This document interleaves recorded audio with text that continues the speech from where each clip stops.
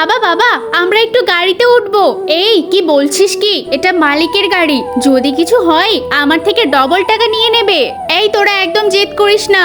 আরে রামু, তোর ছেলে মেয়েকে এভাবে বকছিস কেন? ওরা গাড়িতে উঠতে চাইছে। আরে মালিক, ওরা বায়না করছে তো বায়না করছে, ওদেরকে গাড়িতে উঠতে দে না। না না মালিক, ওরা কত নোংরা ধুলো মেখে আছে, গাড়িটা নোংরা হয়ে যাবে, গাড়িতে ওঠার দরকার নেই। আরে গাড়ি আবার পরিষ্কার করলেই তো হয়ে গেল, উঠতে দে ওদেরকে। মালিক আপনাকে অনেক অনেক ধন্যবাদ, এখনই উঠতে দিচ্ছি। হ্যাঁ হ্যাঁ, ওঠা ওঠা, তাড়াতাড়ি ওঠা। কালকে একটা ছোট্ট বিষয়ে কত বকাবকি করলো, আজকে আবার এত মিষ্টি কথা বলছে কেন? এই তো আমরা গাড়িতে উঠে পড়েছি, কি সুন্দর লাগছে গাড়িতে উঠে। রামু, গাড়িটা বের কর, মিটিং এ যেতে হবে। বাচ্চারা নেমে পড়ো সবাই। রামু, তুই আমার মন অনেক ভালো করেছিস, এই নে খা।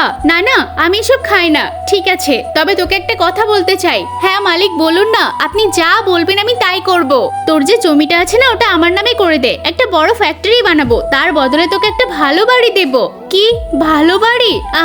আরে এত ভাবছিস কেন? তোর কি আমাকে সন্দেহ হয়? না না মালিক, আপনি যেহেতু বলছেন তাহলে ভালো বাড়িই দেবেন। হ্যাঁ রামু, তুই একদম চিন্তা করিস না, খালি দুটো সই করে দে তাহলেই হবে। হয়ে গেছে মালিক। স্যার, আপনি যা খেলা করলেন না, হ্যাঁ কালকে ওরা আরো বুঝতে পারবে। ওদেরকে এমন একটা বাড়ি দেব, যা করেছেন খুবই ভালো করেছেন, কালকে আরো বুঝতে পারবে।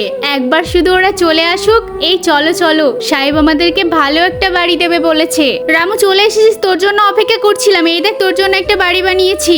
আরে আমার এত ভালো জমি নিয়ে এরকম ভাঙাচোরা বাড়ি কি করব? কি রে, তাই বলে কি তোকে একটা বড় ফ্ল্যাট দেবো নাকি? আপনি আমাদের সাথে অন্যায় করেছেন, এখানে আমরা কি করে থাকবো? এই যেভাবে থাকবি থাক, আমাদের দেখার দরকার নেই। এই চলো সবাই। আরে তোমার প্রতিবেশী তো আমাদেরকে ফকির বানিয়ে দিল।